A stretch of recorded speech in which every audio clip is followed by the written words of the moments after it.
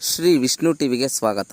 Yelahanka mother ಡೇರಿಯಲ್ಲಿ ಸೇವೆ ಸಲ್ಲಿಸಿದ ಎಲ್ಲ ನಿವೃತ್ತಿ ಸಿಬ್ಬಂದಿ ವರ್ಗದವರು ಹೆಚ್ಚುವರಿ ಪೆನ್ಷನ್ ಪಡೆಯಲು ಸಹಕರಿಸಿದ ಗಣ್ಯರನ್ನು ನೆನೆದು ಕೃತಜ್ಞತಾ ಸಮಾರಂಭವನ್ನು ಏರ್ಪಡಿಸಿದ್ದರು.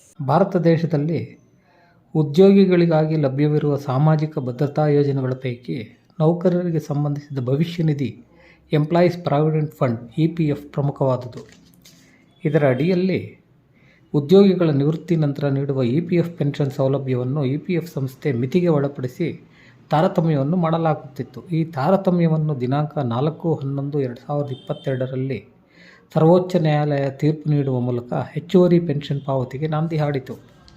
ದಿನಾಂಕ 4/11/22ರಲ್ಲಿ ಆದೇಶ ನೀಡಿದ್ದರೂ ಸಹ ಹೆಚ್ಚುವರಿ ಪೆನ್ಷನ್ ಬಿಡುಗಡೆ 2024ರಲ್ಲಿ ಕೆಲವು PF ಕಚೇರಿಯಿಂದ ಬಿಡುಗಡೆಯಾಯಿತು. ಆದರೆ ಮದರ್ ಡೈರಿ ವ್ಯಾಪ್ತಿಯ ಯಲಹಂಕ PF ಕಚೇರಿಯಿಂದ ಹೆಚ್ಚುವರಿ ಪೆನ್ಷನ್ ಬಿಡುಗಡೆ ಮಾಡಲಿಲ್ಲ. ಹಲವಾರು ಮನವಿ ಪತ್ರಗಳನ್ನು ಸಲ್ಲಿಸಲಾಯಿತು, ಆನ್ಲೈನ್ನಲ್ಲಿ ದೂರು ದಾಖಲಿಸಲಾಯಿತು.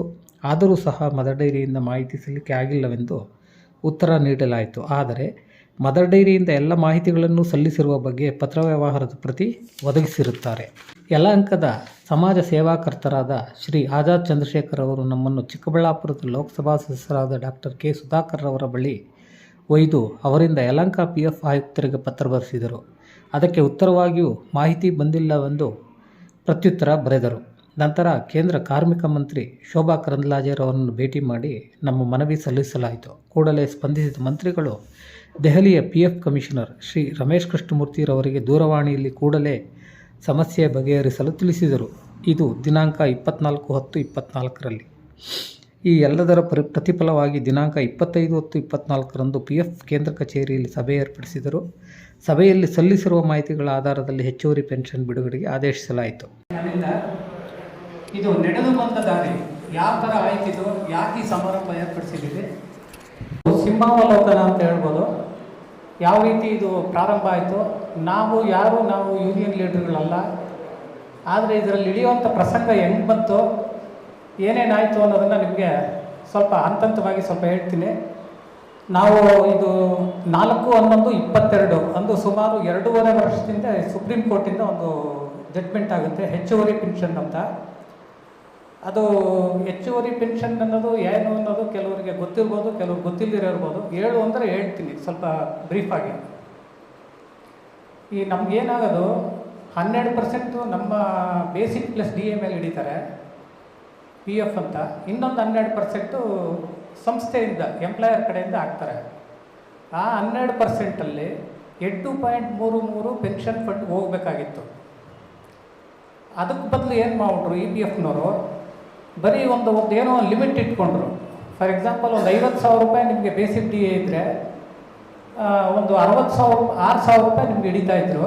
ಅವ್ರು 6,000 ರೂಪಾಯಿ ಹಾಕ್ತಾಯಿದ್ರು. ಸುಮಾರು 4,200 ರೂಪಾಯಿ ಪೆನ್ಷನ್ ಫಂಡ್ಗೆ ಹಾಕೋ ಬದಲು ಬರೀ 15,000 ರೂಪಾಯಿ ಮೇಲೆ ಮಾತ್ರ PF ಪೆನ್ಷನ್ ಫಂಡ್ ಹಿಡಿದ್ರು. 1,250 ರೂಪಾಯಿ. ಅದು ಫಸ್ಟ್ 5 ಇತ್ತು, 6.5 ಆಯಿತು, ಕೊನೆಗೆ 15 ಆಯಿತು. ಆ ಥರ ಆಗಿ 1,250 ರೂಪಾಯಿ ಮಾತ್ರ ಅದಕ್ಕೆ ಹಿಡಿಯೋರು. ಅದಕ್ಕೆ ಒಂಥರ ಕರೆಸ್ಪಾಂಡಿಂಗ್ ಆಗಿ ಒಂದು 3,000 2,000 ನಮಗೇನು ಬರ್ತಾಯಿತ್ತು ಆ ಪೆನ್ಷನ್ ಸಿಗೋದು. ಕರೆಕ್ಟಾ ಸರ್? ಕೊಡ್ತಾಯಿದ್ರು. ಆದರೆ ಇರೋ ಲೆಕ್ಕ 8.33 50,000 ನಿಮಗೆ ಬೇಸಿಕ್ಕು DA ಇದ್ದರೆ 6,000 ರೂಪಾಯಿ ನಿಮ್ಮ ಹತ್ರ ಹಿಡಿದು ಅವರು ಒಂದು 6,000 ಹಾಕೋದ್ರಲ್ಲಿ 4,200 ರೂಪಾಯಿ ಪೆನ್ಷನ್ ಫಂಡ್ಗೆ ಹಾಕಿ 1,800 ರೂಪಾಯಿ ರಫ್ ಆಗಿದ್ದು. 1,800 ಇದಕ್ಕೆ ಹಾಕಬೇಕಾಗಿತ್ತು, ನಮ್ಮ ಎಂಪ್ಲಾಯರ್ ಕಾಂಟ್ರಿಬ್ಯೂಷನ್ ಇಡಬೇಕಾಗಿತ್ತು. ಪದ್ಮಾಚರಣವರು ಪೊಲೀಸ್ ಇಲಾಖೆಯವರು ಈಗ ಬಂದಿದ್ದಾರೆ. ಅವ್ರಿಗೆ ನಿಮ್ಮೆಲ್ಲರ ಪರವಾಗಿ ಸ್ವಾಗತ. ನಾವು EPF ಕಚೇರಿ ಮುಂದೆ ಧರಣಿ ಮಾಡಬೇಕು ಅಂದಾಗ ನಿಮ್ಗೆ ಏನು ಬೇಕೋ ಸಪೋರ್ಟ್ ಕೊಡ್ತೀವಿ, ನೀವು ಮಾಡಿ ಅಂತ ಹೇಳಿ ನಮಗೆ ಹುರಿದುಂಬಿಸ್ತವ್ರು ಸರ್. ಸರಿ, ಅದೇ ಥರ ಉತ್ತರ ಕೊಟ್ಟು ಕೊನೆಗೆ ಇವ್ರೇನು ಮಾಡಿದ್ರು, ನಮ್ಮ ಮದರ್ ಡೈರಿಯಿಂದ ನನ್ನೂ ಬಳಸ್ಕೊಳೋರು ಯಾವ ಥರ ಉತ್ತರ ಕೊಡಬೇಕು ಎಲ್ಲರದ್ದು ಸಜೆಷನ್ ತೊಗೊಳೋರು. ಅವರು ಎನ್ಕ್ಲೋಸರಲ್ಲಿ ಕ್ಲೀನಾಗಿ ಹಾಕಿದರು. Soft copy, hard copy, pen drive ಅಂತಲೂ ಹಾಕಿದರು. ಆ ಅಫ್ಸರ್ ಬರ್ತಿದ್ರು ಸರ್, ಪೆನ್ ಡ್ರೈವು ಬಂದಿದೆ ಅಂತ ಬರ್ತಿದ್ರು. ಅದನ್ನು ಒಬ್ಬ ಕಮಿಷನರು ತೋರಿಸಿದ್ಲ ಆಯಮ್ಮನಿಗೆ. ಫಸ್ಟು ನಮ್ಮೆಲ್ಲ ಆಯಮ್ಮ ರೋಪ್ ಹಾಕಿದ್ರು, ಲೆಟ್ರ್ ಇದೆ ರೀ ಎನ್ಕ್ಲೋಸರಲ್ಲಿ ಅಂತಲೇ ಕೇಳೋದು. ಎನ್ಕ್ಲೋಸರು ಸರ್, ಇದು ಎಂಪ್ಲಾಯರು PF ಆಫೀಸ್ ಬರೆದಿರೋದು, ಎನ್ಕ್ಲೋಸರ್ ರನ್ಸ್ ಇಂಟು 1000 ಪೇಜಸ್ಸು, ನಮ್ಮ ಹತ್ರ ಹೆಂಗಿರುತ್ತೆ ಅಂತ. ಅವ್ನು ತೊಗೊಂಡೋಗಿ ತೋರಿಸಿದ ತಕ್ಷಣ ಸ್ವಲ್ಪ ಇದಾದ. ಆಮೇಲೆ ಅಲ್ಲಿ ಎಂತೆಂಥ ಉಚ್ಚಾಟ ಕೇಳಿದ್ದ ಅಂದರೆ ಅವನು ಎಂಪ್ಲಾಯೀಸ್ದು ಪಾಸ್ಬುಕ್ ಕೊಡಿ ಅಂತ ಕೇಳಿದ್ದೆ. ಸಂಬಳ ಜಾಸ್ತಿ ಇದು ಸಂಬಳ ಕ್ರೆಡಿಟ್ ಆಗಿರೋದಕ್ಕೆ ಅವರೇ ನತ್ಬಿಟ್ರು ಜೋರಾಗಿ. ಆ ವೀಕ್ ಪಾಯಿಂಟ್ ಇಟ್ಕೊಂಡೆ ಪ್ರಕಾಶ್ ಅವರು ಸ್ವಲ್ಪ ಪರ್ಸ್ಯೂ ಮಾಡಿದ್ರು ಅದನ್ನು. ಎಂಪ್ಲಾಯರ್ದು ಪಾಸ್ಬುಕ್ಕು 95ರಿಂದ ಕೇಳ್ತಾ ಇದ್ದಾರೆ, ಏನು ಹೇಳೋದು ಇದಕ್ಕೆ ಅಂತ. ನಿಂದಿದೆಯೇನ್ರಿ ಅನ್ನೋ ಥರ ಬಂದ್ಬಿಡ್ತಲ್ಲಿ. ನಿಂದು ಹೋದ ವರ್ಷದ ಇದೆಯಾ ಅಂತ ಕೇಳೋದು. ಆ ಥರ ವೀಕ್ ಪಾಯಿಂಟ್ ಇಟ್ಕೊಂಡು ಆಯಮ್ಮ ಆಮೇಲೆ ಹೇಳಿದ್ರು. ಆಯಮ್ಮ ಅಲ್ಲೇ ಬಗೆಹರಿಸ್ಬೋದಾಗಿತ್ತು. ಆಯಮ್ಮ ಒಂದೇ ಮಾತು ಹೇಳಿದ್ರು, ನೀವೇನು ಕಳಿಸಿದ್ರು ನನಗೆ ಕಳಿಸಿ, intern I will send it to Yelahanka office ಅಂತ. ಯಲಹಂಕ ಆಫೀಸಿಗೆ ಕಳಿಸಿದ್ರು. ಏನು ಎಕ್ಸ್ಟ್ರಾ ಏನು ಕೊಟ್ಟಾರ ಮತ್ತು ತಿರ್ಗಾ ನಾವು ಅದೇ ಪೇಪರ್ ಮೇಲೆ ತಿರ್ಗಿ ಒಂದು ಕಮಿಟಿ ಮಾಡಿ, ರಾಮಕೃಷ್ಣನ್ ಅಂತ ಅವರು ಅಸಿಸ್ಟೆಂಟ್ ಕಮಿಷನರ್ ಇದ್ದರು, ಅವರು ಇದರಲ್ಲಿ ಒಂದು ಕಮಿಟಿ ಮಾಡಿದ್ರು. ಜನವರಿ 25ರಲ್ಲಿ ಒಂದು 57 ಜನಕ್ಕೆ ಒಂದೇ ದಿವಸ ಡಿಮ್ಯಾಂಡ್ ಲೆಟರ್ ಇಶ್ಯೂ ಆಯಿತು ಮದರ್ ಡೈರಿಯವರಿಗೆ. ಯಲಹಂಕ ಆಫೀಸಿಂದ ಇಶ್ಯೂ ಆದಂಥ first demand letter mother dairy ಇದೆ. ಇದರ ಎಲ್ಲ ಕ್ರೆಡಿಟ್ಟು ನಮ್ಮ ಈ ವೇದಿಕೆ ಮೇಲೆ ಇದ್ದಾರಲ್ಲ ಇವರೆಲ್ಲರಿಗೂ ಸಲ್ಲಬೇಕು. ಎಲ್ಲ ನಾಯಕರುಗಳಿಗೆ ಮತ್ತು ಮುಂದೆ ಎಲ್ಲ ಕೂತಿರುವಂಥ ನಮ್ಮ EPF ಪೆನ್ಷನರ್ಸ್, ಹೈಯರ್ ಪೆನ್ಷನರು ಸಕ್ಸಸ್ ಆಗಿ ತಗೊಂಡಿರೋ ಎಲ್ಲ ನಾಯಕರಿಗೂ ಇವತ್ತು ನಮಗೆ ಒಂದು ಮಾತಾಡೋಕ್ಕೆ ಆಸ್ಪದ ಕೊಟ್ಟಿದ್ದೀರ. ನಾನು PF ಡಿಪಾರ್ಟ್ಮೆಂಟಲ್ಲೇ ಕೆಲಸ ಮಾಡಿ 37 ವರ್ಷ ಸರ್ವಿಸ್ ಮಾಡಿ ರಿಟೈರ್ಡ್ ಆಗಿರುವಂಥ ವ್ಯಕ್ತಿ ನಾಗನಾಥ್ ಅಂತ. ನಾನು ಸರ್ವೀಸಲ್ಲಿ ಈ PF ಇನ್ಸ್ಪೆಕ್ಟರ್ ಆಗಿ ರಿಟೈರ್ಡ್ ಆಗಿದ್ದೆ. ನನಗೆ PF ಬಗ್ಗೆ ಪ್ರತಿಯೊಂದು ವಿಷಯ ಗೊತ್ತಿತ್ತು, ಅದೆಲ್ಲ ನಡೀತಾ ಇದೆ. ಇವಾಗ ನಮ್ಮದು ಮೀಟಿಂಗ್ ನಡೆಯುತ್ತೆ, ನಮ್ಮದು ಯಾವುದೇ ಇದ್ದರೂ ನನ್ನ ಬಗ್ಗೆ ಕೆಲವರಿಗೆಲ್ಲರಿಗೂ ಮಾಹಿತಿಗಳು ಕೊಡೋದೊಂದೇ. ಇದಾದ ಮೇಲೆ ನನಗೆ 37 ಸರ್ವೀಸ್ ಆದಮೇಲೆ ನನ್ನ ಹಿಂದೂ ಮಜ್ದೂರ್ ಸಭಾ ಅಂತ ಟ್ರೇಡ್ ಯೂನಿಯನ್ಗೆ ಜಾಯ್ನ್ ಆಗಿದ್ದು. ನನಗೆ ಅಲ್ಲಿ ಫಸ್ಟು ವೈಸ್ ಪ್ರೆಸಿಡೆಂಟ್ ಅಂತ ತೊಗೊಂಡ್ರು. ಅದಾದಮೇಲೆ ಜನರಲ್ ಸೆಕ್ರೆಟರಿ ಆಗಿ ಕರ್ನಾಟಕ ಸ್ಟೇಟ್ಗೆ ಸೆಕ್ರೆಟರಿ ಆಗಿದ್ದೀನಿ ಇವಾಗಲೂ. ಸೊ ಅದರ ಮೇಲೆ ನನಗೆ PFಗೆ ಕಮಿಟಿ ಮೆಂಬರ್ ಅಂತ ಮಾಡಿದರು. Central government central labour minister approve ಮಾಡಿರೋದು, ಅದು ಅಲ್ಲಿಂದ ಅಪ್ರೂವ್ ಆಗಿ ಬಂದಿರೋದು. EPF ಸೆಂಟ್ರಲ್ ಗೌರ್ಮೆಂಟ್ ಅಂಡರ್ಟೇಕಿಂಗ್ ಅದು. ಅದರಿಂದ ನನಗೆ ಅಲ್ಲಿಂದ ಅಪಾಯಿಂಟ್ ಆಯಿತು. ಏನಕ್ಕಾಯಿತು ಅಂದರೆ ನಾನು PFಲ್ಲಿ ರಿಟೈರ್ಡ್ ಆಗಿರ್ಬೋದು ಮತ್ತು ನಾನು 12 ವರ್ಷ ನಾನು ಸೆಕ್ರೆಟರಿ ಆಗಿದ್ದೆ ಯೂನಿಯನ್ಗೆ PFಲ್ಲಿ. PF ಎಂಪ್ಲಾಯೀಸ್ಗೆ ನಾನು ಜನರಲ್ ಸೆಕ್ರೆಟರಿ ಆಗಿದ್ದು ಮತ್ತು 2 ವರ್ಷ ಆಲ್ ಇಂಡಿಯಾ ವೈಸ್ ಪ್ರೆಸಿಡೆಂಟ್ ಆಗಿದ್ದು, 2 ವರ್ಷ ಪ್ರೆಸಿಡೆಂಟು ಆಗಿ ಎಲ್ಲ ಸೇವೆ ಮಾಡಿದ್ದು ನಮ್ಮ EPF ವರ್ಕರ್ಸ್ ಬಗ್ಗೆ. ಅದನ್ನೇ ನಮಗೆ ಪ್ರಾಕ್ಟೀಸ್ ಆಗಿ ಅದೇ ಥರ ನನಗೆ ರೆಕಗ್ನೈಸ್ ಮಾಡಿ ನನಗೆ HMSಲ್ಲಿ ನಾನು ತೊಗೊಂಡಿರೋದ್ರಿಂದ HMSಲ್ಲಿ ಇದ್ದೀನಿ ಅಂತ ಮಾತ್ರ ನನಗೆ ಅದು ಬೋರ್ಡ್ ಮೆಂಬರ್ ಕೊಟ್ಟಿದ್ರು ಹೊರತು ಅಲ್ಲಿ ರಿಟೈರ್ಡ್ ಆಗಿದ್ದಾರೆ, ಅಲ್ಲಿ ಯೂನಿಯನ್ ಲೀಡರ್ ಅಂತಲ್ಲ. ಸೊ EPF ಬೋರ್ಡ್ ಮೆಂಬರ್ ಆಗಿರೋದ್ರಿಂದ ಏನಾಗುತ್ತೆ ಅಂದರೆ ನಾವು ಪ್ರತಿ 3 ತಿಂಗಳಿಗೊಂದು ಸಲ ಒಂದು ಮೀಟಿಂಗ್ ಆಗುತ್ತೆ. ಅವಾಗ ಎಲ್ಲ ಕರ್ನಾಟಕದ ಇರುವಂಥ PF ಆಫೀಸ್ ಎಷ್ಟಿವೆ ಅಷ್ಟು ಕಮಿಷನರ್ಗಳು ಅದಕ್ಕೆ ಅಟೆಂಡ್ ಆಗ್ತಾರೆ. ಅದರಲ್ಲಿ ನಾವು ಕಾರ್ಮಿಕರ ಪರವಾಗಿ ನಾವು ಮಾತಾಡುವಂಥ ಪವರ್ಸ್ ನಮಗಿರುತ್ತೆ. ಅದಕ್ಕೆ ಮೇಲೆ ಇರ್ತಕ್ಕಂಥ ನಾಗನಾಥನ್ ಅವರೇ, ಆಜಾದ್ ಚಂದ್ರಶೇಖರ್ ಅವರೇ, ನಮ್ಮ ಎಕ್ಸ್ ಮ್ಯಾನೇಜಿಂಗ್ ಡೈರೆಕ್ಟರ್ ಅವರಾದಂಥ ಅವರೇ, ಮತ್ತು ಮದರ್ ಡೈರಿ ಅಕೌಂಟ್ಸ್ ಆಫೀಸರು ಮತ್ತು ಅಕೌಂಟ್ ಸೆಕ್ಷನ್ ಟೀಮ್, ಮತ್ತು ತಮ್ಮೆಲ್ಲರಿಗೂ ಒಂದು ಸ್ಥಾನ. ನಾನಿವತ್ತು ಹೆಚ್ಚಿನದಾಗಿ ಪ್ರಕಾಶ್ ಅವರು ಹೇಳಿದ್ರಲ್ಲ ಆ ಸಬ್ಜೆಕ್ಟೇ ಮಾತಾಡೋಣ ಅಂತ ಬಂದಿದ್ದೆ. ಯಾಕೆಂದರೆ ಬೇರೆಯವರೆಲ್ಲ EPF ಪೆನ್ಷನ್ ಬಗ್ಗೆ ಮಾತಾಡ್ತಾರೆ. ಬಿಕಾಸ್ EPF ಪೆನ್ಷನ್ದು ಆಲ್ರೆಡಿ ಅದು ಒಂದು ಲೆವೆಲಿಗೆ ಬಂದು ಮುಕ್ತಾಯದ ಹಂತಕ್ಕೆ ಬಂದಿದೆ. ಇನ್ನೊಂದು 5-6 ಜನದ್ದಿದೆ, ಅದನ್ನು ಪ್ರಯತ್ನ ಪಟ್ಟರೆ ಅದು ಆಗುತ್ತೆ. EPF ಹೈಯರ್ ಪೆನ್ಷನ್ ಸಬ್ಜೆಕ್ಟು ಅಲ್ಲಿಗೆ ಮುಗಿದೋಗುತ್ತೆ. ಆದರೆ ಇವತ್ತು ಗೊತ್ತಿರೋಂಗೆ, ನಿಮಗೆಲ್ಲ ಗೊತ್ತಿರೋಂಗೆ, ಇವತ್ತು ಯಾರು ಇದರಲ್ಲಿ ನಮ್ಮ ಕೈ ಜೋಡಿಸಿದ್ರೋ ಈ EPF ಹೈಯರ್ ಪೆನ್ಷನ್ ಪಡೆಯೋ ದಿಕ್ಕಿನಲ್ಲಿ ನಮ್ಮ ಒಂದು ಹೋರಾಟದಲ್ಲಿ ಯಾವುದೇ ಅಪೇಕ್ಷೆಗಳಿಲ್ಲದೆ, ಅದು ಭಾಳ ಇಂಪಾರ್ಟೆಂಟ್. ಇವತ್ತಿನ ಪರಿಸ್ಥಿತಿನಲ್ಲಿ ನೀವೆಲ್ಲೇ ಹೋದರೂ ಕೂಡ ಇವತ್ತು ಏನಾದರೂ ಏನು ಕೆಲಸ ಆಗಬೇಕಾದ್ರೂ ಒಂದು ಸಣ್ಣ ಖಾತೆಯಿಂದ ಹಿಡಿದು ನಿಮ್ಮ ಮನೆ ಡಾಕ್ಯುಮೆಂಟಿಂದ ಹಿಡಿದು ಏನೇ ಕೆಲಸ ಆಗಬೇಕಾಗಲಿ ಸರ್, ಅಪೇಕ್ಷೆ ಇಲ್ದಿರೋ ಮಾಡೋರು ಸಿಗೋದೇ ಭಾಳ ಕಡಿಮೆ ಆಗಿಬಿಟ್ಟಿದೆ.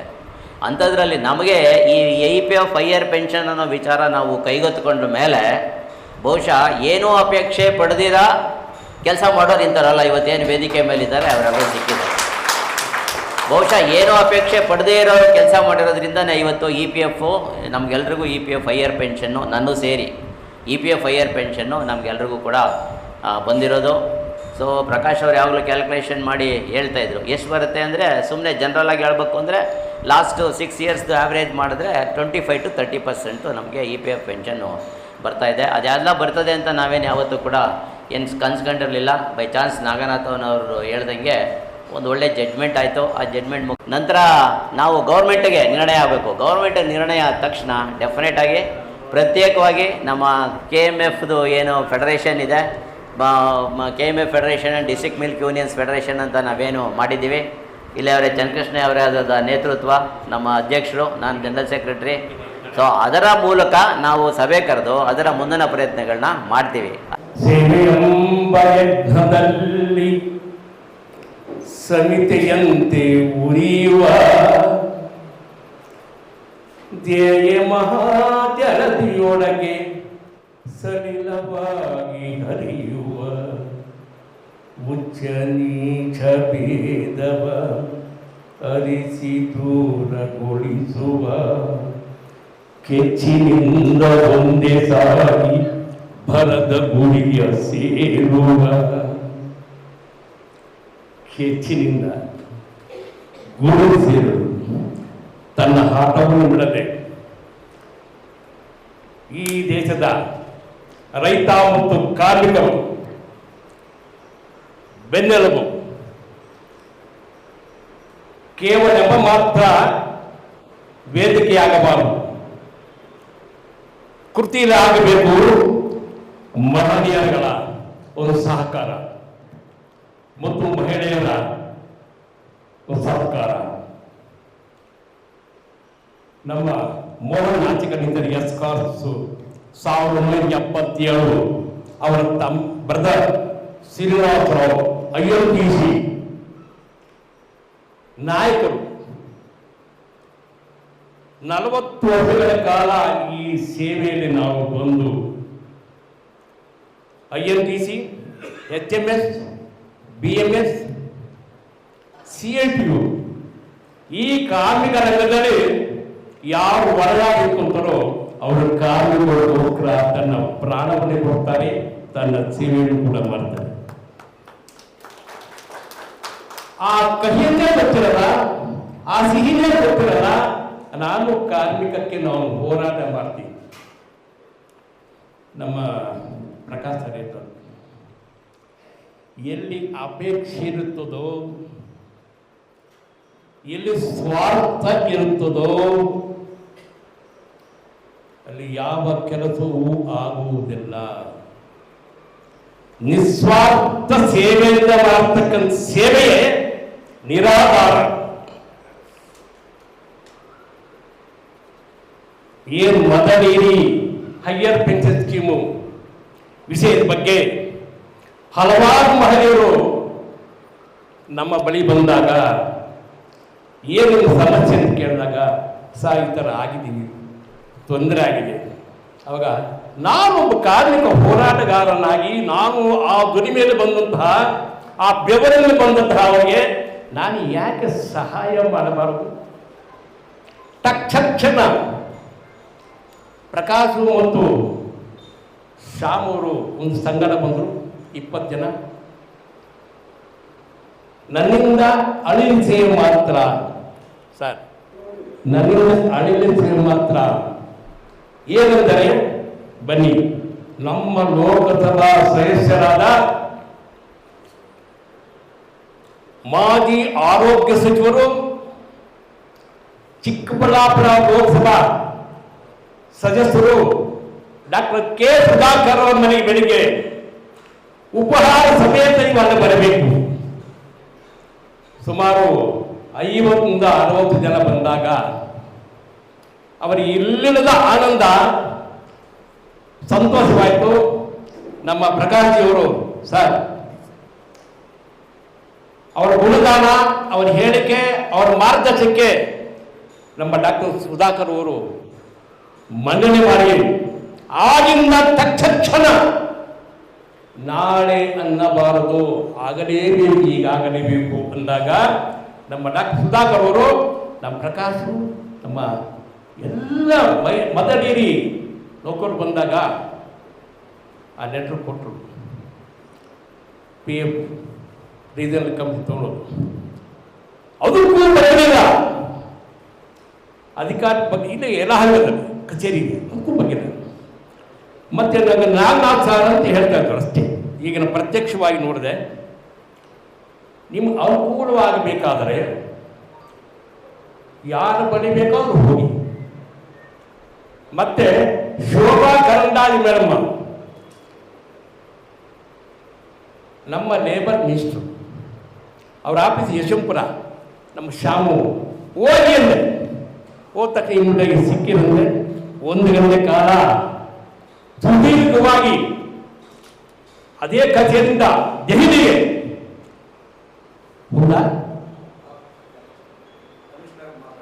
ಕಮಿಷನರ್ ಮಾತು.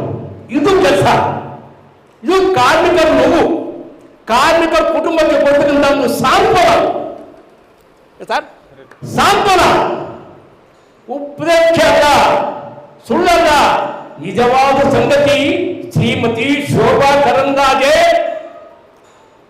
ಹಾಗೂ ನಮ್ಮ ಲೋಕಸಭಾ ಕ್ಷೇತ್ರದ ಡಾಕ್ಟರ್ ಸುಧಾಕರ್ ಅವರು ಮಾಡುವಂತಹ ಒಂದು ಸಹಕಾರಕ್ಕೆ ಅವರ ಪರವಾಗಿ ಇಲ್ಲಿಂದ ಅವರು ಧನ್ಯವಾದಗಳು.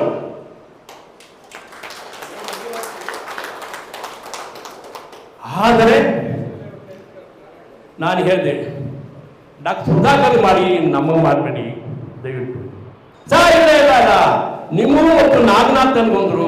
ನಾನು ನಾಗನಾಥ್ ಕೇಳಿದೆ, ಇಲ್ಲ ಚಂದ್ರಶೇಖರ್ ಅವ್ರಿಗೂ ಮಾಡಬೇಕು, ಅವರಿಗೇನು ಬೇಡ, ಅವ್ರ ಮನೆಗೆ ಹೋಗಿ ನೀವೆಲ್ಲ ಮದಡೇರಿ ಕಾರ್ಮಿಕ ಹೋಗಿ ಅವರಿಗೆಲ್ಲ ಒಂದು ಹೂ ಕೊಟ್ಟು ಬಂದಾಗ, ಸರ್ ನಿಮ್ಮನ್ನು ಸಾಕಾರ ಆಯಿತು, ನಮ್ಮ ಹೈಯರ್ ಪೆನ್ಷನ್ ಸ್ಕೀಮ್ ನಮಗೆ ಸಕ್ಸಸ್ ಆಯಿತು, ಎಲ್ಲ ನಿಮ್ಮ ಅವರೇ ತುಲಾಕಾಸ್ತು, ನಿಮ್ಮನ್ನು ಸಹಾಯವಾಯಿತು.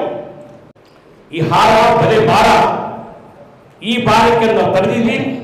ನಿಮಗೆ ಸದಾ ಸಿದ್ಧವಾಗಿ ನಮ್ಮ ಸೇವೆ ಯಾವಾಗ ಬನ್ನಿ, ನಿಮ್ಮೆಲ್ಲರೂ ಸ್ವಾಗತ. ಈ ವೇದಿಕೆ ಮೇಲೆ ಎಲ್ಲರೂ ಗಣ್ಯರು ಈ ಕೃತಜ್ಞ ಬರೋ ಭಾರತ್ ಮಾತಾ ಕಿ ಜೈ. 2016 ಮೋಸ್ಟ್ ಪ್ರಾಬಬ್ಲಿ ಜೂನ್ ಜುಲೈ ಅಂತ ಕಾಣಿಸುತ್ತೆ. ಆಗ ಕೇರಳಕ್ಕೆ ಹೋಗಿದ್ವಿ. ನಾವು ಮಿಲ್ಕ್ ಸಪ್ಲೈ ಮಾಡ್ತಾಯಿದ್ವಿ ಕೇರಳಗೆ. ಅದಕ್ಕೆ ಕೇರಳ ಫೆಡರೇಷನ್ಗೆ ಹೋಗಿ ಅಲ್ಲಿ ಒಂದು ಮೀಟಿಂಗ್ ಮಾಡ್ತಾ ಇದ್ದಾಗ ನಮಗೆ ಒಂದು ವಿಷಯ ತಿಳಿಸಿದ್ರು ಅವರು. ಕೇರಳ ಮಿಲ್ಕ್ ಫೆಡರೇಷನ್ನ ಎಂಪ್ಲಾಯೀಸ್, ರಿಟೈರ್ಡ್ ಎಂಪ್ಲಾಯೀಸು ಕೇರಳ ಹೈಕೋರ್ಟಿಂದ ಆರ್ಡರ್ ತೊಗೊಂಡು ಹೈಯರ್ ಪೆನ್ಷನ್ ತೊಗೋತಾಯಿದ್ರು. ಹೈಯರ್ ಪೆನ್ಷನ್ ಎಷ್ಟು ತೊಗೋತಾಯಿದ್ರು ಅಂದರೆ ಆಫೀಸರ್ಸ್ಗೆ 25,000 ರಿಂದ 30,000 ರೂಪಾಯಿ ಪೆನ್ಷನ್ ತೊಗೋತಾಯಿದ್ರು. ಇದು 2016ರಲ್ಲಿ. ಈವನ್ RC ಗುಪ್ತಾ ಕೇಸ್ಗಿನ್ನ ಮೊದಲದು. ಸೊ ಅದನ್ನು ನಾವು ತಿಳ್ಕೊಂಡು ಬಂದು, ಅರೆ ಒಳ್ಳೆ ಪ್ರೋಗ್ರಾಮ್ ಅಲ್ಲ ಇದು, ಹೈಯರ್ ಪೆನ್ಷನ್ ತೊಗೋತಾ ಇದ್ದಾರಲ್ಲ, ನಾವು ಯಾಕೆ ಟ್ರೈ ಮಾಡ್ಬೋದು, ನಾವು ಹೈಕೋರ್ಟ್ಗೆ ಹೋಗೋಣ, ಹೈಕೋರ್ಟ್ಗೆ ಹೋಗಿ ಹೈಕೋರ್ಟಿಂದ ಆರ್ಡರ್ ತೊಗೊಂಡು ನಾವು ಶುರು ಮಾಡೋಣ ಅಂಥೇಳಿ KMF ಬಂದು, KMFಲ್ಲಿ ಒಂದು ಆಫೀಸರ್ಸ್ ಅಸೋಸಿಯೇಷನ್ ಇದೆ, ಅಲ್ಲಿ ನಾನು ಪ್ರಪೋಸಲ್ ಕೊಟ್ಟೆ. ಅವ್ರದ್ದೆಲ್ಲ ತೊಗೊಂಬಂದು ಆರ್ಡರ್ಸ್ ಎಲ್ಲ ತೊಗೊಂಬಂದು ಕೊಟ್ಟು ನಮ್ಮಿಂದ ಶುರು ಮಾಡಿ ಅಂತ ಹೇಳಿ ಶುರು ಮಾಡಿದ್ದು. ಆವಾಗಿಂದ ಶುರುವಾಗಿದ್ದು. RC ಗುಪ್ತಾ ಕೇಸ್ ಬಂತು, ಆರ್ಡರ್ ಬಂತು ಸುಪ್ರೀಂ ಕೋರ್ಟಿಂದ. ಅದರಲ್ಲಿ 2014 ಅರ್ಲಿಯರ್ ಯಾರು ರಿಟೈರ್ಡ್ ಆಗಿದ್ದಾರೆ ಅವರಿಗೆಲ್ಲ ಬರುತ್ತೆ, ನಮಗೆ ಬರೋದಿಲ್ಲ ಅಂತ ಆಯಿತು. ಆಮೇಲೆ ತಿರುಗಿಗೆ ಇನ್ನೊಂದು ಸಾರಿ ಸುಪ್ರೀಂ ಕೋರ್ಟ್ ಆರ್ಡರ್ ಬಂತು, ಅದರಲ್ಲಿ ಅವ್ರಿಗೆ ಬರಲ್ಲ ನಮಗೆ ಬರುತ್ತೆ ಅಂತ ಹೇಳಿದರು. ಸೊ ಈ ಥರ ಮಾಡಿ ಇವತ್ತು ನಿಮ್ಗೆ ಹೇಳಬೇಕು ಅಂದರೆ KMF ಮತ್ತು ಮಿಲ್ಕ್ ಯೂನಿಯನ್ಸ್ ಏನಿದ್ದಾವೆ ಅವೇರ್ನೆಸ್ ಬಂದು ಸುಮಾರಷ್ಟು ಜನ ಹೈಯರ್ ಪೆನ್ಷನ್ ತೊಗೊತಾ ಇರೋರು ಕರ್ನಾಟಕದಲ್ಲಿ ಸೌತಲ್ಲಿ KMFನವರೇ ಜಾಸ್ತಿ. KMF ಮತ್ತು ಮಿಲ್ಕ್ ಯೂನಿಯನ್ನವರು ಎಲ್ಲ ಯೂನಿಯನ್ನಲ್ಲೂ ಚೆನ್ನಾಗಿ ಪ್ರೋಗ್ರೆಸ್ ಆಗ್ತಾಯಿತ್ತು. ಆದರೆ ಮದರ್ ಡೈರಿಯಲ್ಲಿ ಆಗ್ತಾ ಇರಲಿಲ್ಲ. ಮದರ್ ಡೈರಿಯಲ್ಲಿ ಕಾರಣಾಂತರದಿಂದ ಅದು ಹೇಳ್ತಾಯಿದ್ರು, ಅವರ ಕಮಿಷನರ್ ಆಗಲಿ ಆಫೀಸರ್ಸ್ ಆಗಲಿ ಹೆಲ್ಪ್ ಮಾಡ್ತಾ ಇರಲಿಲ್ಲ. ಅಂಥ ಒಂದು ಪೊಸಿಷನಲ್ಲಿ ಮೊದಲು ದಕ್ಷಿಣ ಕನ್ನಡ ಆಗೋಯ್ತು ಫಸ್ಟ್ ಸ್ಟಾರ್ಟಿಂಗು. ಆಮೇಲೆ ಇದು KMF ಶಿವಮೊಗ್ಗ ಆಯಿತು, ಬಳ್ಳಾರಿ ಆಯಿತು, ಎಲ್ಲ ಕಡೆನೂ ಆಗ್ತಾಯಿದೆ. ಬಟ್ ಮದರ್ ಡೈರಿಯಲ್ಲಿ ಆಗ್ತಾಯಿಲ್ಲ ಅಂತ. ಸೊ ಹಾಗಾಗಿ ನಾವೊಂದು ರಿಟೈರ್ಡ್ ಎಂಪ್ಲಾಯೀಸ್ ಅಸೋಸಿಯೇಷನ್ ಅಂತ ಮಾಡ್ಕೊಂಡ್ವಿ, ಒಂದು ಫೆಡರೇಷನ್ ಅಂತ ಮಾಡಿದ್ವಿ. ಯೂನಿಯನಲ್ಲಿ ಮಾಡೋದು ಬೇಡ ಅಂತ. ಆಮೇಲೆ ಏನಾಯಿತು, ಯೂನಿಯನಲ್ಲೂ ಶುರು ಮಾಡಿದ್ರು. ಎಲ್ಲ ಯೂನಿಯನ್ಸಲ್ಲೂ ಆಗಿದೆ, ರಿಟೈರ್ಡ್ ಎಂಪ್ಲಾಯೀಸ್ ಅಸೋಸಿಯೇಷನ್ ರಿಜಿಸ್ಟ್ರೇಷನ್ ಆಗಿದೆ. ಸೊ ಅದೇ ಥರ ಫೆಡರೇಷನ್ ಮಾಡಿಕೊಂಡು ಅದೊಂದು ರಿಜಿಸ್ಟ್ರೇಷನ್ ಮಾಡ್ಕೊಂಡ್ವಿ. ಅದಾದಮೇಲೆ ಇಲ್ಲ ಅದು ಯೂನಿಯನಲ್ಲೂ ಮಾಡೋಣ ಅಂಥೇಳಿ ಎಲ್ಲ ಯೂನಿಯನಲ್ಲಿ ಮಾಡಿದ್ರು. ಹಾಗಾಗಿ ನಾವು KMFಲ್ಲಿ ಅಲ್ಲೊಂದು ಮೀಟಿಂಗ್ ಕರೆದ್ವಿ. ಮದರ್ ಡೈರಿಯವರು ಜಾಸ್ತಿ ಜನ ಬಂದಿಲ್ಲ ಅವತ್ತು. ರಾಮಾಂಜನ್ ರೆಡ್ಡಿ ಅವರಿಗೆ ಹೇಳಿದ್ದೆ, ಆ ಒಂದು ಮೀಟಿಂಗ್ ಬನ್ನಿ ನಾವು ಅಸೋಸಿಯೇಷನ್ ಮಾಡ್ಕೊಳ್ಳೋಣ ಅಂತ. ಜಾಸ್ತಿ ಜನ ಬಂದಿರಲಿಲ್ಲ. ಹಾಗಾಗಿ ಏನೋ ಅಲ್ಲಿ ಬಂದವ್ರನ್ನ ಒಂದನ್ನು ಎಕ್ಸಿಕ್ಯೂಟಿವ್ ಕಮಿಟಿ ಮಾಡ್ಕೊಂಡ್ವಿ, ಒಂದು ಆಫೀಸ್ ಬೇರರ್ಸ್ ಮಾಡಿಕೊಂಡು ರಿಜಿಸ್ಟ್ರೇಷನ್ ಮಾಡ್ಕೊಂಡಿದ್ವಿ. ಕಾಮ ಮತ್ತು ಯೂನಿಟ್ಸು ಎರಡು ಸೇರಿ ಒಂದು ಇದು ರಿಟೈರ್ಡ್ ಎಂಪ್ಲಾಯೀಸ್ ಅಸೋಸಿಯೇಷನ್ ಮಾಡ್ಕೊಂಡಿದ್ದೀವಿ. ಸೊ ಆ ಥರ ಮಾಡಿಕೊಂಡು ಯಾವುದೇ ಒಂದು ಆರ್ಗನೈಸೇಷನ್ ಇದ್ರೆ ಒಳ್ಳೆಯದು ಅಂತೇಳಿ ನಾವು ಮಾಡ್ಕೊಂಡಿದ್ದೀವಿ. ಅದರಿಂದ ನಾವು ಕಾರ್ಯಕ್ರಮಗಳನ್ನು ಹಾಕ್ಕೋತಾ ಇದ್ದೀವಿ. KMF ಇಂದ ನಮಗಿನ್ನು ಏನು ಈ ಹೈಯರ್ ಪೆನ್ಷನ್ನಷ್ಟು ಸಹಕಾರ ಸಿಕ್ಕಿದೆ, ಬಟ್ ಬೇರೆ ರೀತಿಯಲ್ಲಿ ನಮ್ಗೆ ಸಹಕಾರ ಸಿಗ್ತಾ ಇಲ್ಲ. ಯಾಕೆಂದರೆ ಬೇರೆ ನಾನು ಒಂದೇ ಒಂದು ಉದಾಹರಣೆ ಹೇಳ್ತೀನಿ. ಆಯಿಲ್ ಫೆಡರೇಷನ್ನು ನಮಗಿನ್ನ ಚಿಕ್ಕ ಫೆಡರೇಷನ್ನು, ಅದು ಶುರುವಾಗಿ ಲೇಟೆಸ್ಟಾಗಿ ಶುರುವಾಗಿರೋದು. ನಾವು 1975ಇಂದ ನಾವಿದ್ದೀವಿ, ಅವರು ಮೋಸ್ಟ್ ಪ್ರಾಬ್ಲಿ 85ಇಂದ ಏನೋ ಶುರುವಾಗಿದೆ. ಅವರು ಪೆನ್ಷನ್ ಸ್ಕೀಮ್ ಮಾಡ್ಕೊಂಡಿದ್ದಾರೆ. ಫೆಡರೇಷನಲ್ಲಿ ರಿಟೈರ್ಡ್ ಎಂಪ್ಲಾಯೀಸ್ಗೆ ಪೆನ್ಷನ್ ಸ್ಕೀಮ್ ಮಾಡಿಕೊಂಡು ಆರ್ಗನೈಸೇಷನ್ ಒಂದಷ್ಟು ಕಾಂಟ್ರಿಬ್ಯೂಟ್ ಮಾಡಿ ಒಂದಷ್ಟು ಪೆನ್ಷನ್ ಮಾಡ್ಕೋತಾ ಇದ್ದಾರೆ. ಸೊ ನಮ್ಮಲ್ಲಿ ಅದನ್ನು ಎಷ್ಟೋ ನಾವು ಕೇಳ್ಕೊಂಡ್ವಿ, ಅದರಿಂದ ನಮಗೇನು ಅಷ್ಟೊಂದು ರೆಸ್ಪಾನ್ಸ್ ಸಿಗಲಿಲ್ಲ. ಆದರೆ ಜಾರಕಿಹೊಳಿ ಇದ್ದಾಗ, ಮಿಸ್ಟರ್ ಜಾರಕಿಹೊಳಿ ಅವರಿದ್ದಾಗ ಅದೊಂದು ಸ್ವಲ್ಪ ಮೂಮೆಂಟ್ ಆಯಿತು. ಅದು ಒಂದು ಲೆವೆಲ್ಗೆ ಹೋಗಿ ಗೌರ್ಮೆಂಟ್ ಲೆವೆಲ್ ತನಕ ಹೋಗಿ ನಿಂತೋಯ್ತು. ಸೊ ಅಲ್ಲಿಂದ ಯಾರೂ ನಾವು ಮುಂದುವರಿಸೋದಕ್ಕಾಗಲಿಲ್ಲ. ಇವತ್ತೇನಾಗಿದೆ ಅಂದರೆ 2014 ಮೊದಲು ರಿಟೈರ್ಡ್ ಆದವ್ರಿಗೆ ತೊಂದರೆ ಆಗ್ತಾಯಿದೆ. ಆಯಿತು, ಆಫ್ಟರ್ ನಮಗೇನು ಬಂದಿದೆ ಹೈಯರ್ ಪೆನ್ಷನ್ನು ಪರವಾಗಿಲ್ಲ, ನಮಗೇನು ತೊಂದರೆ ಇಲ್ಲ. ಆದರೆ ಅವ್ರಿಗೆ ತೊಂದರೆ ಆಗ್ತಾಯಿದೆ. ಪಾಪ ಅರ್ಲಿಯರ್ ರಿಟೈರ್ಡ್ ಆದವರು PF ಅಮೌಂಟು ಜಾಸ್ತಿ ಬರೋಲ್ಲ, ಅವರಿಗೆ ಬಂದಿರೋದು ಖರ್ಚಾಗೋಗುತ್ತೆ. ಇವತ್ತೇನಾಗಿದೆ ಅಂದರೆ ಫ್ಯಾಮಿಲಿ ಒಂದು ಕಾನ್ಸೆಪ್ಟು ಬ್ರೇಕ್ ಆಗ್ತಾಯಿದೆ. ರಿಟೈರ್ಡ್ ಆದವರು ಜೀವನ ನಡೆಸೋದು ಕಷ್ಟ ಆಗ್ತಾಯಿದೆ. ನಿಮ್ಗೆ ಗೊತ್ತಿರ್ಬೋದು, ಏನೂ ಇಲ್ಲದೆ ಜೀವನ ನಡೆಸೋದು ತುಂಬ ಕಷ್ಟ ಇದೆ. ಯಾಕೆಂದರೆ PF ಅಮೌಂಟ್ ಬಂದ ತಕ್ಷಣವೇ ಒಂದಲ್ಲ ಒಂದಕ್ಕೆ ಖರ್ಚಾಗೋಗುತ್ತೆ. ಏನೋ ಒಂದು ಎಮರ್ಜೆನ್ಸಿಗೆ ಖರ್ಚಾಗೋಗುತ್ತೆ. ಖರ್ಚಾಗಿ ಉಳಿದು ಏನೋ ಪ್ಲ್ಯಾನ್ ಮಾಡಿರೋ ಪರವಾಗಿಲ್ಲ, ಪ್ಲ್ಯಾನ್ ಮಾಡಿಕೊಂಡೇ ಇರೋರು ಸುಮಾರಷ್ಟು ಜನ ತೊಂದರೆಯಲ್ಲಿದ್ದಾರೆ ಅಂತ ಗೊತ್ತಾಗಿ ನಾನು ಅರ್ಲಿಯರ್ ನಾನು ಕಾರ್ಮಿಕ ಸಂಘದಲ್ಲಿ ಏನೋ ಆಕ್ಟಿವ್ ಆಗಿ ಇರಲಿಲ್ಲ.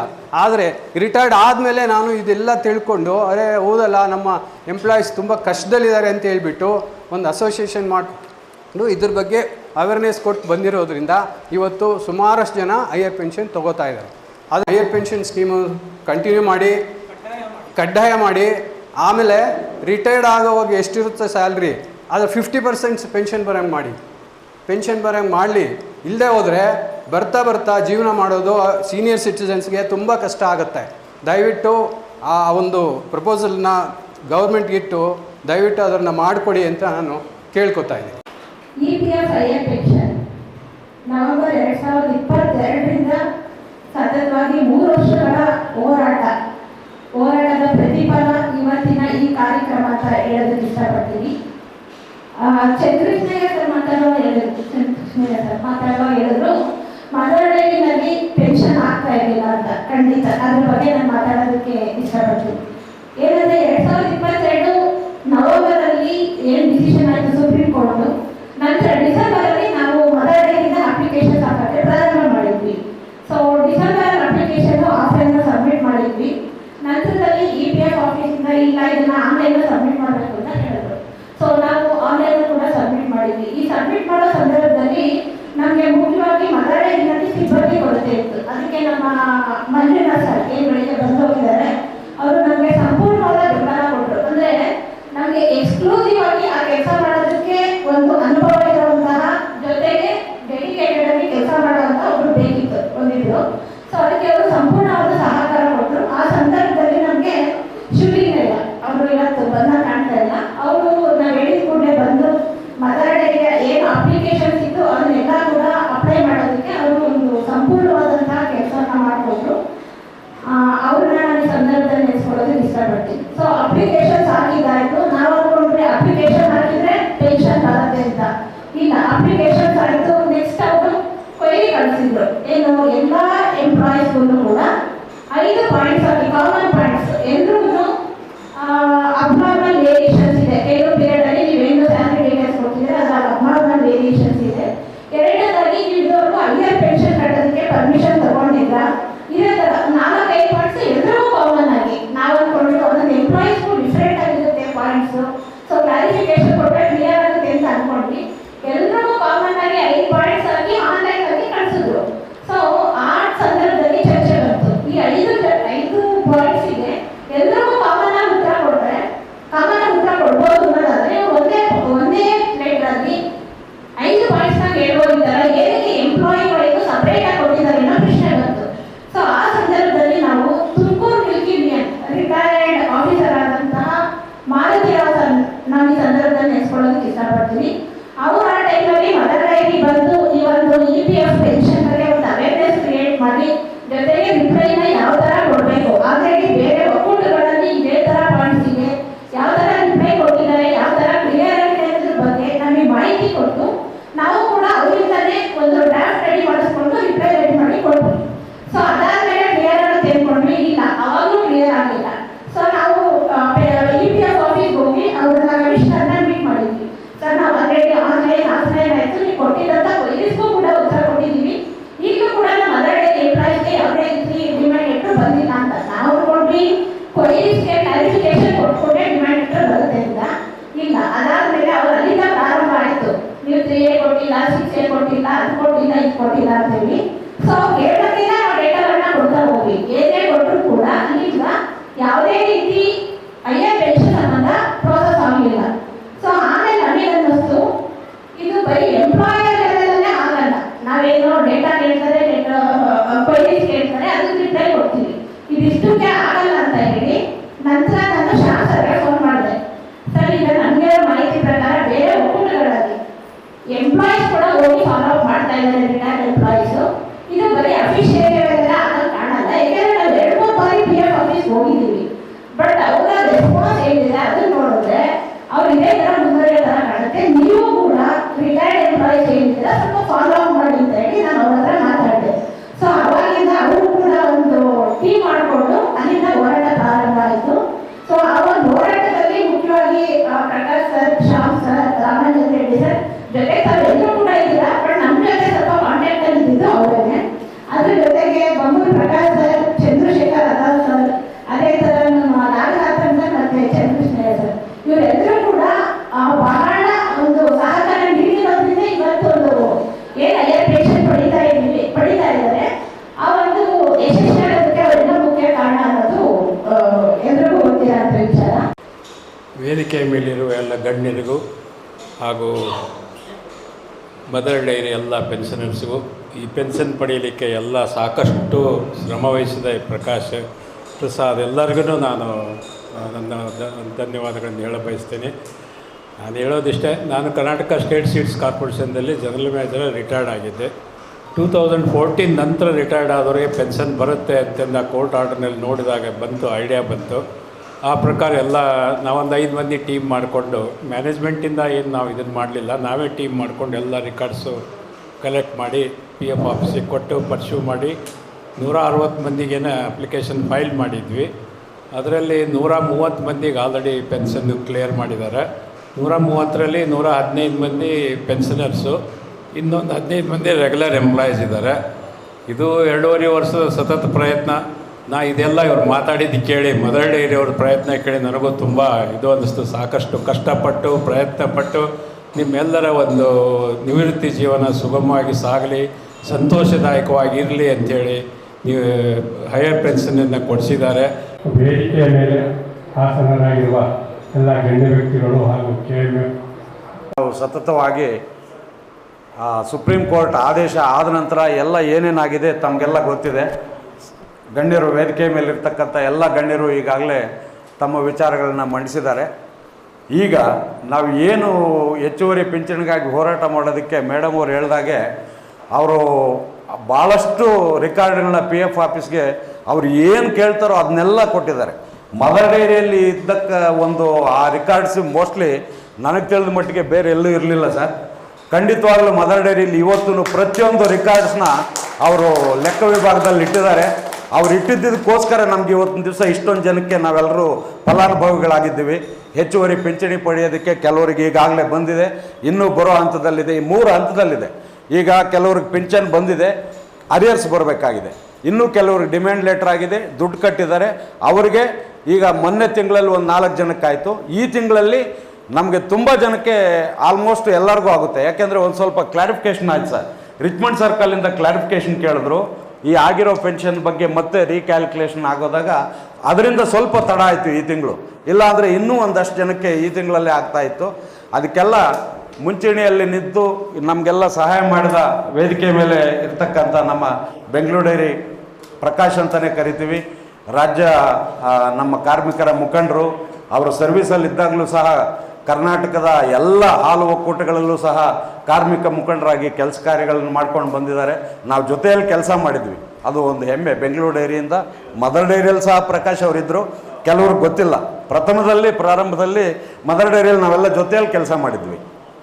ಅವರು ಇವತ್ತೂ ನಿವೃತ್ತಿ ಆದ್ರೂ ಕರ್ನಾಟಕದ ಕಾರ್ಮಿಕರ ಶೋಷಣೆಗಾಗಿ ಹೋರಾಟ ಮಾಡೋದರಲ್ಲಿ ಸಿದ್ಧಹಸ್ತರು. ಯಾವಾಗ ಕರೆದ್ರು ನಮ್ಮ ಪ್ರಕಾಶ್ ಸರ್ ಹೇಳಿದಾಗೆ ಯಾವುದೇ ಒಂದು ಫಲಾಪೇಕ್ಷೆ ಇಲ್ಲದೆ ತಕ್ಷಣ ನಾನು ಬರ್ತೀನಿ ಅಂತ ಒಪ್ಕೊಂಡು ಬರ್ತಕ್ಕಂಥ ಮೊದಲನೇ ವ್ಯಕ್ತಿ ಪ್ರಕಾಶ್ ಸರ್ ಅಂದರೆ ತಪ್ಪಾಗಲಾರ್ದು. ಯಾಕೆಂದರೆ ಇವತ್ತಿನ ದಿವಸ ಈ ಹೆಚ್ಚುವರಿ ಪಿಂಚಣಿಗೆ ಹೋರಾಟ ಮಾಡಿದಂಥವರು ಮೊದಲನೇದಾಗಿ ಪ್ರಥಮದಲ್ಲಿ ಇನ್ನೂ ಇಬ್ಬರು ವ್ಯಕ್ತಿಗಳಿದ್ದಾರೆ. ಈಗಾಗಲೇ ಅವ್ರ ಹೆಸರುಗಳನ್ನ ಮೇಡಮ್ ಅವರು ಹೇಳಿದ್ರು, ಎಲ್ಲರೂ ಹೇಳಿದ್ದಾರೆ. ತುಮಕೂರು ಡೈರಿ ಹಾಲು ಒಕ್ಕೂಟದಲ್ಲಿ ಕೆಲಸ ಮಾಡ್ತಕ್ಕಂಥ ಮಾರುತಿ ರಾವ್ ಅಂತ ಮತ್ತು ಮಂಗಳೂರು ಹಾಲು ಒಕ್ಕೂಟದಲ್ಲಿ ಕೆಲಸ ಮಾಡಿರ್ತಕ್ಕಂಥ ಮಂಜುನಾಥ್ರವರು, ಇವರಿಬ್ಬರಿಗೆ PF ಪೆನ್ಷನಿ ಬಗ್ಗೆ ಭಾಳಷ್ಟು ಕೂಲಂಕುಷವಾಗಿ ಗೊತ್ತಿದ್ದು ಅವರಿಬ್ಬರಿಗೆ ಮಾತ್ರನೇ. ಅವರಿಬ್ಬರನ್ನ ನಾವು ಮದರ್ ಡೈರಿಯಲ್ಲಿ ನಿರ್ದೇಶಕರು ನರಸಿಂಹರೆಡ್ಡಿ ಅವ್ರನ್ನ ರಿಕ್ವೆಸ್ಟ್ ಮಾಡಿಕೊಂಡು ಅವ್ರನ್ನೆಲ್ಲ ಕರೆಸಿ ಇಲ್ಲಿ PF ಬಗ್ಗೆ ಹೇಳ್ಕೊಡೋದಕ್ಕೆ ಒಂದು ಅವಕಾಶ ನೀಡಬೇಕು ಸರ್ ಅಂತ ನಾವು ಮದರ್ ಡೈರಿಯಲ್ಲಿ ಇದ್ದಾಗ ನರಸಿಂಹರೆಡ್ಡಿ ಅವ್ರನ್ನ ಕೇಳ್ಕೊಂಡಾಗ ಅವರು ಮತ್ತು ನಮ್ಮ ಆಡಳಿತಗಾರರು ರಮೇಶ್ ಸರ್ ಇರ್ಬೋದು, ಆನಂದ್ ಸರ್ ಇರ್ಬೋದು, ನಮ್ಮ ನಾರಾಯಣ್ ಸರ್ ಅವರು ಸಹ ಇದ್ದರು, ತುಂಬ ಸಹಕಾರ ಮಾಡಿದ್ದಾರೆ ನಮಗೆ. ಅವ್ರನ್ನೆಲ್ಲ ಕರೆಸಿ ಅವರಿಗೆಲ್ಲ ವ್ಯವಸ್ಥೆ ಮಾಡಿ, ಒಂದು ಮೀಟಿಂಗ್ಗಳು ವ್ಯವಸ್ಥೆ ಮಾಡಿ, ಪ್ರತಿಯೊಂದು ಒಂದು ಬೋರ್ಡ್ ಇಟ್ಕೊಂಡು ಅವರು ತೋರಿಸ್ತಾ ಇದ್ದರು ಮಾರುತಿರಾವ್ ಅವರು ಎಲ್ಲರಿಗೂ ಎಂಪ್ಲಾಯೀಸ್ಗೆ ಯಾವ ರೀತಿ ಹೈಯರ್ ಪೆನ್ಷನ್ ಬರುತ್ತೆ ಅಂತೇಳಿ. ಅದಕ್ಕೆಲ್ಲ ಇವತ್ತು ಅವರಿಬ್ಬರನ್ನ ನಾವು ಈ ವೇದಿಕೆ ಮೇಲೆ ನೆನೆಸ್ಕೊಳ್ಳೇಬೇಕಾಗುತ್ತೆ ಸರ್. ಅದಾದ ನಂತರ ಭಾಳಷ್ಟು ಕಾರ್ಯಕ್ರಮಗಳು ಹಮ್ಮಿಕೊಂಡು ರಾಜ್ಯ ಮಟ್ಟದಲ್ಲಿ ಒಂದು ಸಭೆಯನ್ನು ಮದರ್ ಡೈರಿಯಲ್ಲಿ ಏರ್ಪಡಿಸಿದ್ವಿ. ಇಡೀ ರಾಜ್ಯದ ಹಾಲು ಒಕ್ಕೂಟಗಳಿಂದ ಎಲ್ಲ ಜನ ಬಂದಿದ್ದರು. ಹೈಯರ್ ಪೆನ್ಷನ್ಗಾಗಿ ಲೆಟ್ರ್ ಕೊಟ್ಟರು. ಆ ಲೆಟ್ರ್ ಕೊಟ್ಟ ಮೇಲೆ ಈ ಯಲಹಂಕ ಉಪನಗರದ PF ಪೆನ್ಷನ್ ಅವರು ನಮ್ಮನ್ನು ಸ್ವಲ್ಪ ಒಳಗಡೆಗೆ ಬಿಟ್ಕೊಳ್ಳೋಕ್ಕೆ ಮಾಡಿದ್ರು. ನಮ್ಮನ್ನು ಒಳಗಡೆ ಬಿಡ್ತಿರಲಿಲ್ಲ. ಶ್ಯಾಮ್ ಪ್ರಸಾದ್ ಅವರು, ಪ್ರಕಾಶ್ ಅವರು, ನಾನು ಎಲ್ಲ ಹೋದರೆ ಇಲ್ಲ ರೀ ಪಾಸ್ ತೊಗೊಳ್ರಿ, ಹೋಗೋಕ್ಕಾಗಲ್ಲ ಅಂತ. ಇದು ಎಷ್ಟು ಜನಕ್ಕೆ ಗೊತ್ತಿದೆಯೋ ಗೊತ್ತಿಲ್ಲ, ನಿಜವಾಗ್ಲೂ ತುಂಬ ಕಷ್ಟಪಟ್ಟಿದ್ದೀವಿ ಆತ್ಮೀಯರೇ, ಎಲ್ಲ ನಿವೃತ್ತ ಹಿರಿಯ ನಾಗರಿಕರೇ. PF ಆಫೀಸ್ಗೆ ಮೇಲೆ ಹೋಗೋಕೆ ಬಿಡ್ತಿರಲಿಲ್ಲ ಸರ್, ತುಂಬ ಕಷ್ಟಪಟ್ಟಿದ್ದೀವಿ. ಅವರು ಲೆಟ್ರ್ ಕೊಟ್ಟ ಮೇಲೆ ಲೆಟ್ರೇಟ್ ನೋಡಿದ್ರೆ ಅದೇ ಸುಬ್ರತೋ ಬ್ಯಾನರ್ಜಿ ಅಂತ ಉತ್ತರ ಇಂಡಿಯಾದವರು ಆ ಲೆಟ್ರೇಟ್ ನೋಡಿದ ಮೇಲೆ ಇದೇನು ಯೂನಿಯನ್ ಲೆಟ್ರಿಂದ ಬಂದಿದೆ. ಸ್ವಲ್ಪ ಆವಾಗ ನಮಗೊಂದು ಅವ್ರ PA ಕರೆದು ಹೇಳಿದ್ರು ಇವ್ರಿಗೊಂದು ನಾವು 2 ತಿಂಗಳು ಸತತವಾಗಿ ಒಂದು ಅಪಾಯಿಂಟ್ಮೆಂಟ್ಗೆ ಕಾದಿದ್ದೀವಿ ಸರ್ ಕಮಿಷನರ್ಗೆ. 2 ತಿಂಗಳು ಆ ಲೆಟ್ರೇಟ್ ಹೋದ್ಮೇಲೆ ಆಮೇಲೆ ಕರೆದ್ರು. ಸರಿ ಒಂದು ದಿವಸ ಮೀಟಿಂಗ್ ಫಿಕ್ಸ್ ಮಾಡ್ದು. ಅದು ಏನು ಒಂದು ವಾರಕ್ಕೋ ಏನೋ ಮೀಟಿಂಗ್ ಕರೆದು ಪ್ರಕಾಶ್ ಅವ್ರು ನಾವೆಲ್ಲ ಹೋದ್ವಿ, ಕುಂಡ್ರಿಸಿದ್ರು ಅವ್ರ ಚೇಂಬರಲ್ಲಿ, ಕಾಫಿ ತರ ಎಲ್ಲ ಮಾತಾಡಿದ್ರು. ಆಮೇಲೆ ನಮ್ಮ ಶ್ಯಾಮ್ ಪ್ರಸಾದ್ ಸರ್ ಹೇಳ್ದಾಗೆ ಲೆಟ್ರೇಡಲ್ಲಿ ಇದರಲ್ಲಿ ನೀವೇನೇನು ಆಗಿದ್ದೀರಾ ಅಂತ ಕೇಳಿದ್ರು ಅವರು ಕಮಿಷನರ್. ಈ ಲೆಟ್ರೇಡಲ್ಲಿ ನೀವು ಸೆಕ್ರೆಟ್ರಿನಾ ಅಥವಾ ನೀವು ಟ್ರೆಜರರಾ, ಏನಾಗಿದ್ದೀರಾ, ನಿಮ್ಮ ಯೂನಿಯನ್ನಲ್ಲಿ ಎಷ್ಟು ಜನ ಕಾರ್ಮಿಕರಿದ್ದೀರಾ ಅಂತ ಇಷ್ಟೆಲ್ಲ ಡೀಟೇಲ್ ತೊಗೊಂಡು ನಾವೆಲ್ಲ ಹೇಳಿದ್ವಿ. ಸ್ಟೇಟ್ ಫೆಡರೇಷನ್ ಸ್ವಾಮಿ ಇದು ಚನ್ನಕೃಷ್ಣ ಅವ್ರ ಸಾರು ಇರಲಿಲ್ಲ ಅವತ್ತು, ಕರೆದ್ವಿ. ಅವರೇನು ಅನಿವಾರ್ಯ ಕಾರಣಗಳು ಬರಲಿಲ್ಲ. ಅವರು ಸ್ಟೇಟ್ ಲೆವೆಲ್ ಫೆಡರೇಷನಲ್ಲಿದ್ದಾರೆ, ಎಲ್ಲ ಒಕ್ಕೂಟಗಳಿಗೂ ಜಿಲ್ಲೆಗಳಿಗೂ ಓಡಾಡ್ತಾ ಇರ್ತಾರೆ. ಇಲ್ಲಿ ನಾವು ಪ್ರತಿನಿಧಿಸ್ತಾ ಇದ್ದೀವಿ ಮದರ್ ಡೈರಿನ. ನಾವು 3 ಜನ, ನಾರಾಯಣಪ್ಪನವರು ನಮ್ಮ ಜೊತೆ ಸೇರ್ಕೊಂಡಿದ್ದಾರೆ, 4 ಜನ ನಾವು ಪ್ರತಿನಿಧಿಸ್ತಾ ಇದ್ದೀವಿ ಅಂತ ಹೇಳ್ಕೊಂಡಾಗ ಸ್ವಲ್ಪ ಸ್ಟೆಪ್ ಆಯಿತು. ಅಲ್ಲಿ PF ಆಫೀಸ್ ಮುಂದೆ ಇದ್ದೀನಿ, ಈಚೆ ಕಡೆ ಪೋರ್ಸವ್ರೆ ಒಳಗೆ ಬಿಟ್ಟೇ ಇಲ್ಲ. ಯಾರ್ಯಾರಿದ್ದೀರಿ ಅಂದರೆ ಪ್ರಕಾಶ್, ರಾಮಾನಂದ ರೆಡ್ಡಿ, ನಾರಾಯಣಪ್ಪ, ನಾವೆಲ್ಲ ಇನ್ನು ಹೊರಗಡೆ ಕೂತಿದ್ದೀವಿ, ಒಳಗೆ ಬಿಡ್ತಾ ಇಲ್ಲ ಅಂತ. ಬಹುಶಃ ನಾನು ಡೈಲಿ ಒಂದ್ಸರಿ ಫೋನ್ ಮಾಡ್ತಾ ಇದ್ದಂಗೂ ಕೂಡ ಅವರು ಎಲ್ಲಿದ್ದೀನಿ ಅಂತ PF ಆಫೀಸಲ್ಲಿ ಇದ್ದೀನಿ ಇಲ್ಲ ಅಂದರೆ ಸೆಂಟ್ರಲ್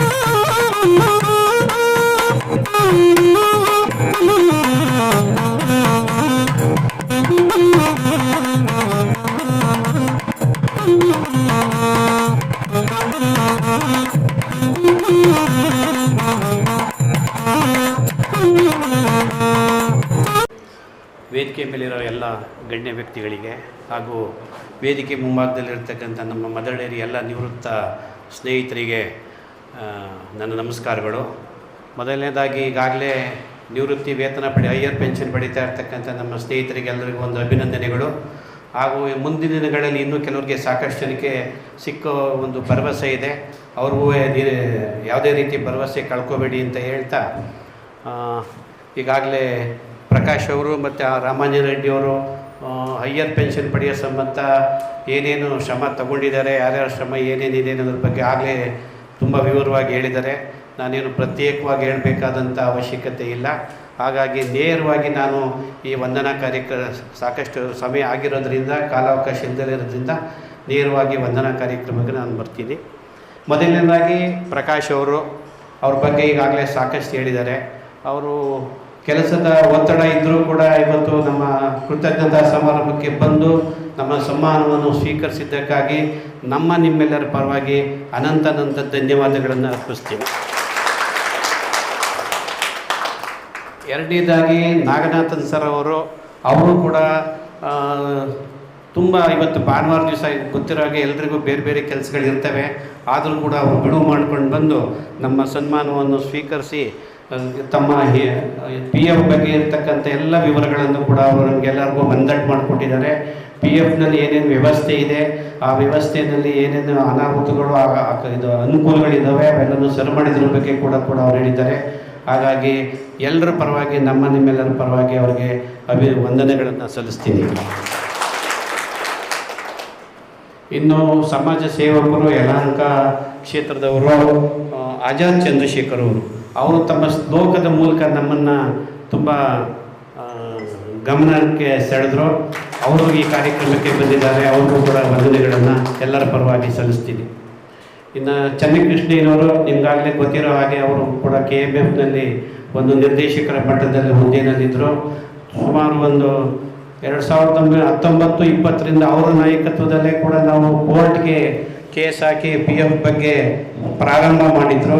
ಅವರು ಕೂಡ ಈ ಕಾರ್ಯಕ್ರಮಕ್ಕೆ ಬಂದಿದ್ದಾರೆ. ಅವ್ರಿಗೂ ಕೂಡ ಈ ಸಂದರ್ಭದಲ್ಲಿ ಎಲ್ಲರ ಪರವಾಗಿ ಧನ್ಯವಾದಗಳನ್ನು ಅರ್ಪಿಸ್ತೀವಿ.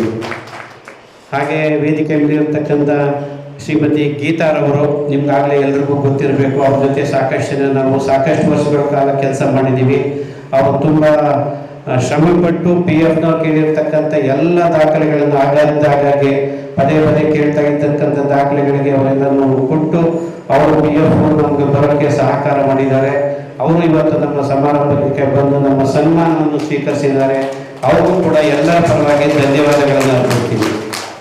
ಹಾಗೆ ಅನುಷಾ ಅವರು ಅಕೌಂಟ್ಸ್ ವಿಭಾಗದಲ್ಲಿದ್ದು ಎಲ್ಲ ದಾಖಲೆಗಳನ್ನು ಎಲ್ಲ ಕಾಲದಲ್ಲೂ ಕರೆಕ್ಟಾಗಿ ಇಟ್ಕೊಂಡಿದ್ದು PFನವ್ರು ಏನೇನು ಕೇಳ್ತಾರೆ ಅದನ್ನು ಸಕಾಲದಲ್ಲಿ ಯಾವುದೇ ರೀತಿ ಬೇರೆ ದಿನನಿತ್ಯದ ಕೆಲಸಗಳನ್ನು ಒತ್ತಡದ ಜೊತೆಗೂ ಕೂಡ PFನವ್ರು ಆಗಾಗ್ಗೆ ಹೋಗಿ ತೊಂದರೆ ಕೊಟ್ಟರು ಕೂಡ ನಮ್ಮ ನಿವೃತ್ತರು ಅವ್ರಿಗೆಲ್ಲ ಸ್ಪಂದಿಸಿ ಅವ್ರಿಗೆ ಬೇಕಾದ ದಾಖಲೆಗಳನ್ನು ಒದಗಿಸಿ ಮಾಡಿಕೊಟ್ಟಿದ್ದಾರೆ.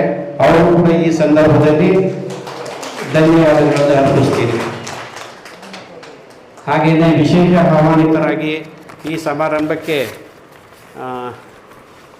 ನಮ್ಮದೇ ಸಂಸ್ಥೆಯಾದಂಥ ತೋಪೇಗೌಡರು, ಗೋವಿಂದರಾಜು ಅವರು, ಆಮೇಲೆ ಬೇರೆ ಸಂಸ್ಥೆಯಿಂದ ಬಂದಿರತಕ್ಕಂಥ ಕೆಲವು ಗಣ್ಯ ವ್ಯಕ್ತಿಗಳಿದ್ದಾರೆ. ಅವ್ರಿಗೂ ಕೂಡ ಈ ಸಂದರ್ಭದಲ್ಲಿ ಹೃತ್ಪೂರ್ವಕ ವಂದನೆಗಳನ್ನು ಸಲ್ಲಿಸ್ತೀನಿ.